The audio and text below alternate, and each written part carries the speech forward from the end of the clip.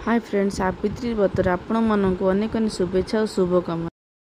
सावित्री व्रत पूजा किपरि करली चलतु देखिबा। सावित्री व्रत पूजा दिन सकाळु उठिकी गाधेइकी ठाकुर पूजा करिया पूर्व अलता लगेइथिली। ठाकुर पूजा करिया पूर्व कलश स्थापना करिबा।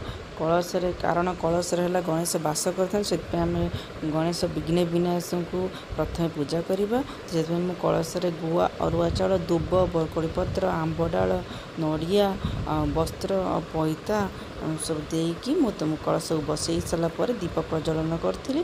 दीप प्रज्वलन पर लक्ष्मी नारायण को चंद्र सुंदर दे फुलहार वस्त्र दे पूजा कर सारापर मु भोग पानी छड़ई थी। भोग पानी छड़े सारापर दीप धूप झुणा आउ कर्पूर आरती करके तापर मु वस्त्र को कलश रे देकी पिंधिकी तापर बही पड़ी व्रत बांधी।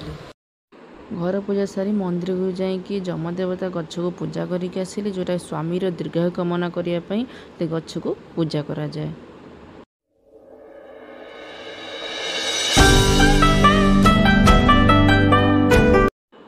मंदिर आसला परे हस्बैंड को पूजा करथिले।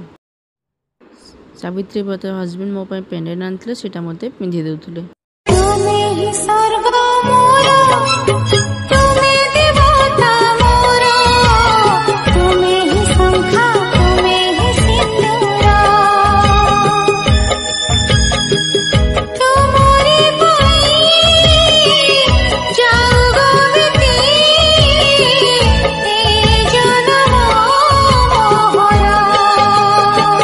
सावित्री पूजा यही भाव करते आपण मैंने केमी करते कमेंट माध्यम जनइबे।